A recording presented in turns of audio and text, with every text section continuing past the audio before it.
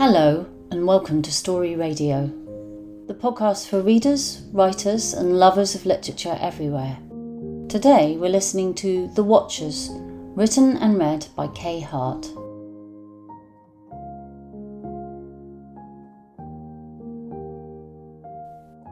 June, still bundled in her mittens and scarf, puts the pigeon on the kitchen table in front of me and stands back without a word to watch what I'll do. I put down my spoon. The bird's glassy eyes look up at me. My reflection concaves in the pupil. It's dead. June, I say. What the hell? I found it, she says. I can see that. Why'd you take it home with you? It's the 8th one we saw this week. Mary and I counted. What did you do with the others? I left them. Dad said we aren't supposed to touch things from the sky. So where'd this one come from? The river? Honestly, June. I wanted you to see it. I roll the pigeon onto its back with the end of my spoon. The colors on its wings, sage green, bruise purple, tans and grays like pebbles, are the colors of the sky on the days we're not allowed to go outside. Its feet are still open, like it's expecting to grasp something in its claws. A mouse, maybe. Or a mole. Those things that used to scurry around in the dirt or under the beds. Its talons are dull. They do not glint in the low gas light of the kitchen.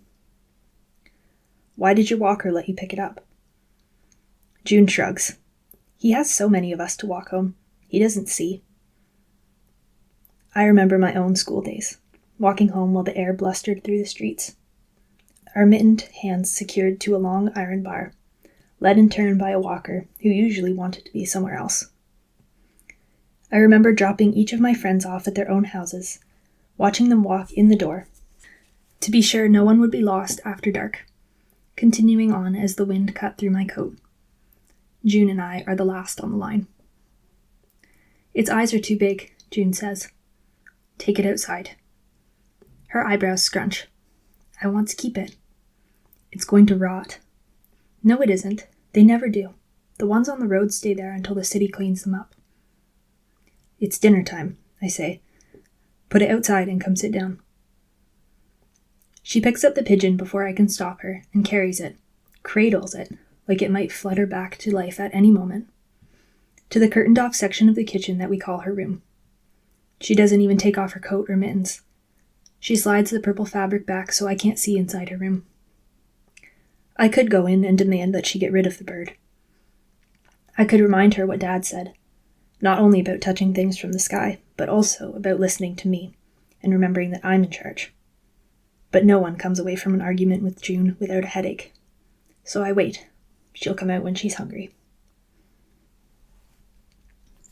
It gets dark early now, and suddenly, too, like the drawing of June's dark purple curtain across the entire sky. She eats her soup quickly, still wrapped in her outdoor gear, and says nothing about the bird harbored in her room, under her bed or on her shelf or wherever she's put it. Neither do I. As soon as the dishes are done, June goes back to her room and I pull the wooden ladder to the corner of the kitchen. The hatch on the ceiling is rusty, but I force it open every night, so it hardly sticks anymore.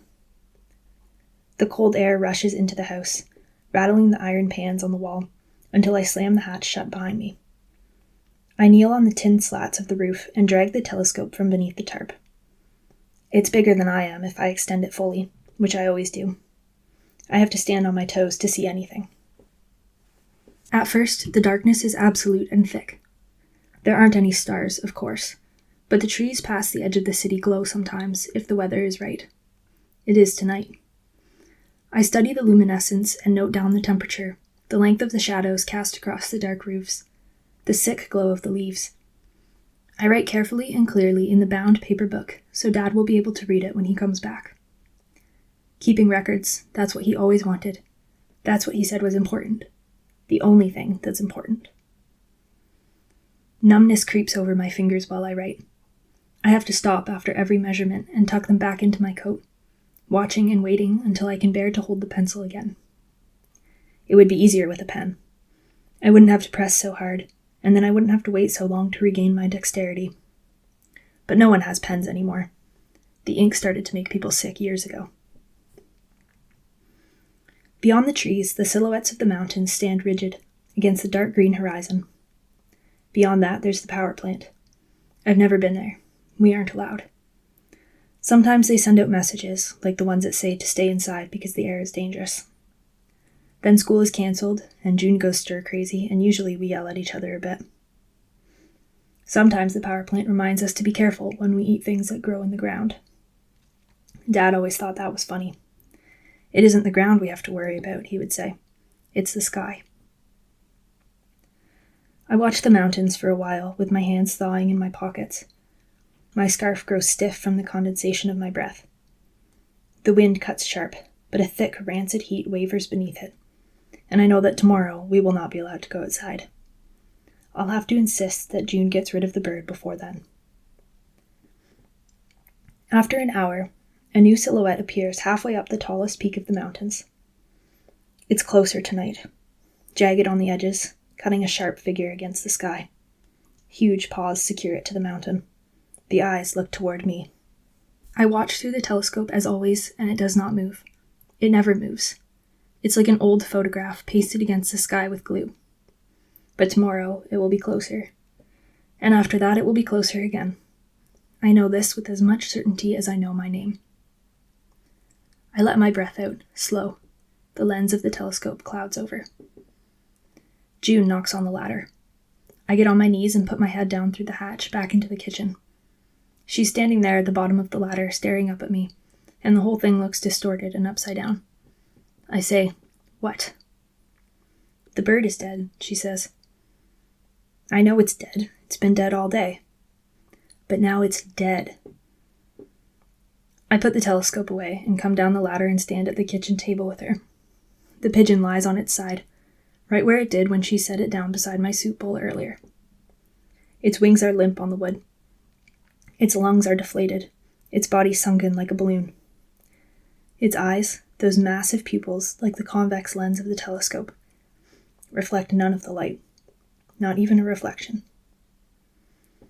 "It's dead," I say. "I told you," June says.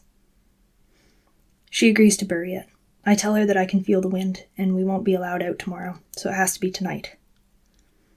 We take it to the backyard and jam our iron shovel into the frozen earth until we have a hole. It's too shallow. The wild dogs will get it before morning. We don't have a box for it. June lays the pigeon in the earth. My left palm has been bloodied by the impact of the shovel, and a drop falls on top of the bird and paints its wings crimson. "Sorry," I say. I put my bloody hand in my pocket. "It's okay," she says. "The birds used to have blood. Maybe it likes yours." I look over the fence towards the mountains. The wolf is there, so close, I don't need the telescope to see it. My breath freezes in my lungs, and it watches, still and silent. It watches, and it watches. June is speaking, and I do not hear her. Then it turns away and is gone in the shadows.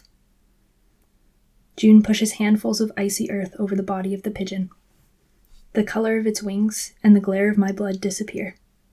The dirt shifts it onto its side, and for a moment I think it shivers. But it's still. June covers it completely. We stand there until our hands go completely numb, and then we go back inside and we lock the door against the wind.